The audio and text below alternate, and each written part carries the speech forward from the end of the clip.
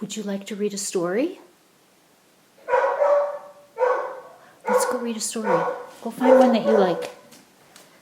Go find one.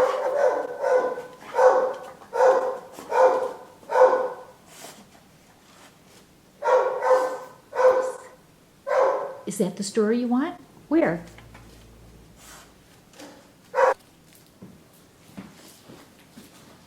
Henry the Dog with No Tail by Kate Pfeiffer, illustrated by Jules Pfeiffer.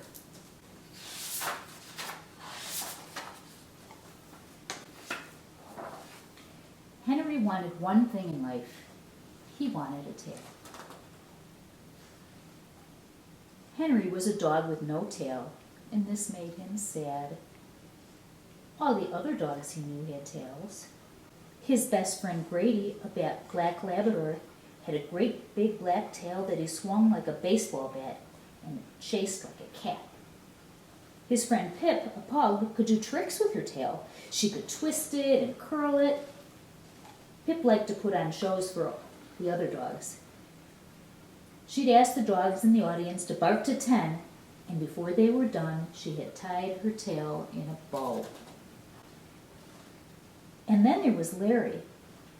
Larry, whose real name was Larissima, was a prize-winning poodle whose tail stuck straight up in the air and had a big puffy ball stuck to the end of it.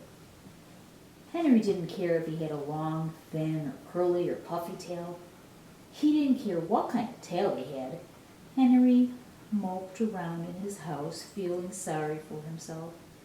He moped and he moped.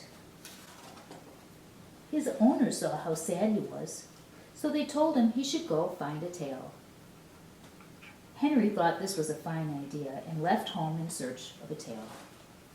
And naturally, when a dog goes in search of a tail, he goes to the tailor's. "Hello," said Henry.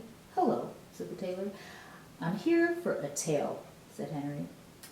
"As you can see, I do not have one. Perhaps you have an extra." "I don't have tails here, but I could try to make you one," replied the tailor.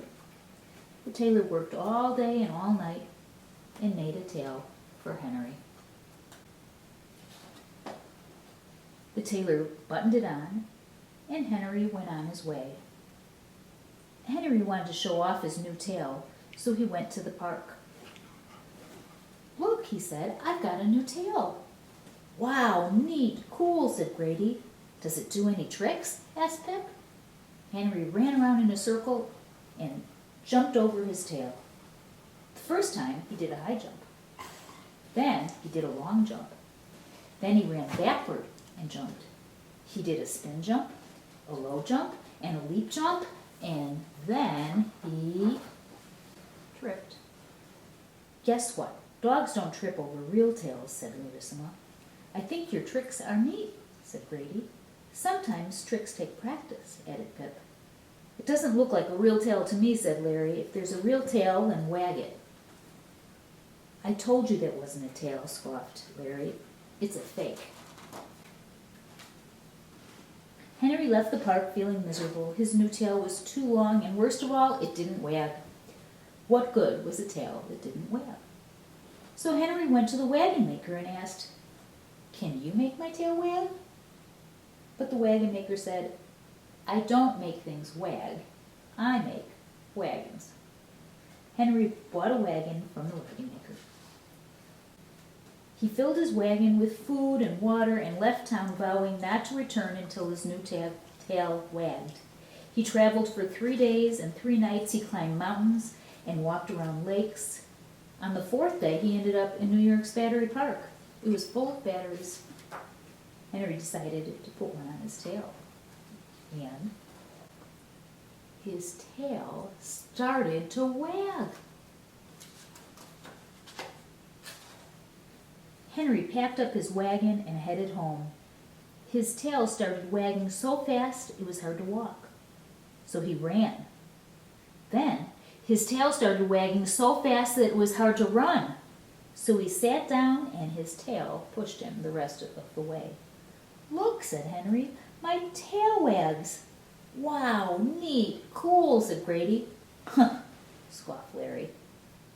"You can be in my show," said an excited Pip. Which was good because Henry's tail was wagging so fast it lifted him off the ground and threw him along like a frisbee. Since not many dogs have tails that can toss them across a field, Pip was sure the show would be a great success. She called all the dogs together. After finishing her act, Pip announced her new partner. "Introducing Henry, the dog with the super tail.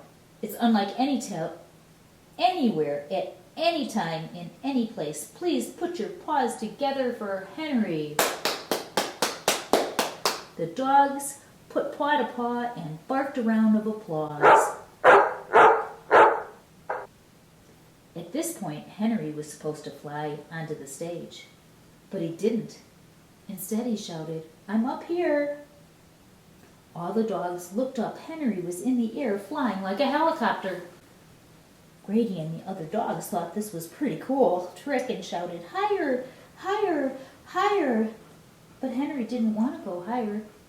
He wanted to go lower. He wanted to be on the ground chasing balls, not up in the air dodging birds. Henry was so scared.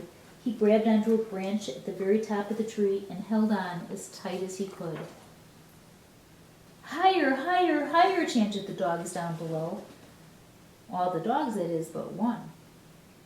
"Take the battery off your tail," yelled Larry. Even though it was Larry's idea, Henry knew it was a good idea. He took the battery off his tail and it stopped wagging. Then he took off his tail and hung it from a branch on a tree.